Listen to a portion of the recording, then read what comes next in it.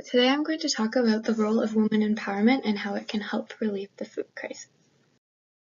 So the food crisis, what really is that?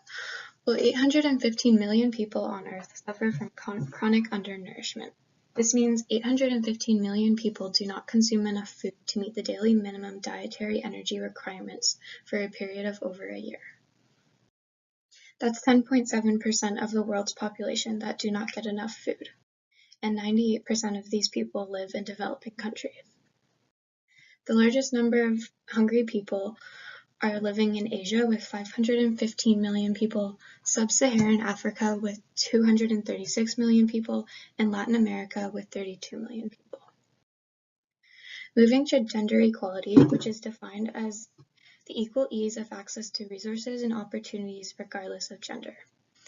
Here in the developed countries, we have made tremendous improvements in gender equality, but women in developing countries still face many disadvantages compared to men.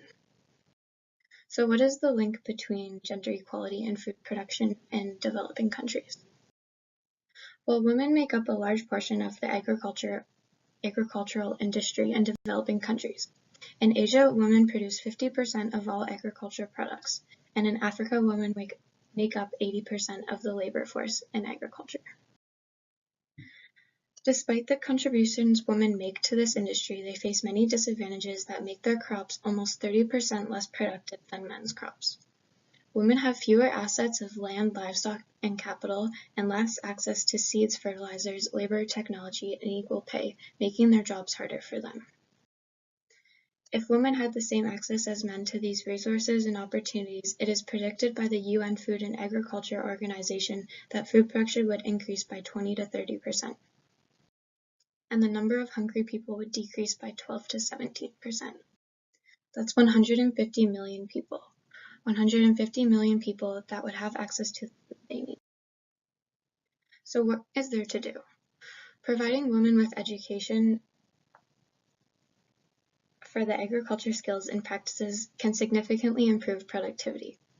Educated women also have healthier children and are more likely to attend school. And the more educated women, the lower the fertility rates are, which can reduce the number of people to feed in these areas.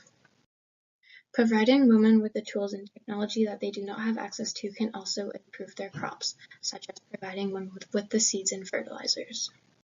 And finally, providing relief to crisis situations such as natural disaster or in times of conflict. As women are the caregivers of families, they are left to take care of their families during these times. The rebuilding and recovery processes are long in developing countries, as they do not have the tools or training to rebuild communities. Providing this can reduce the time for these communities to recover and allow these women to get back on track to their agricultural practices. That is all.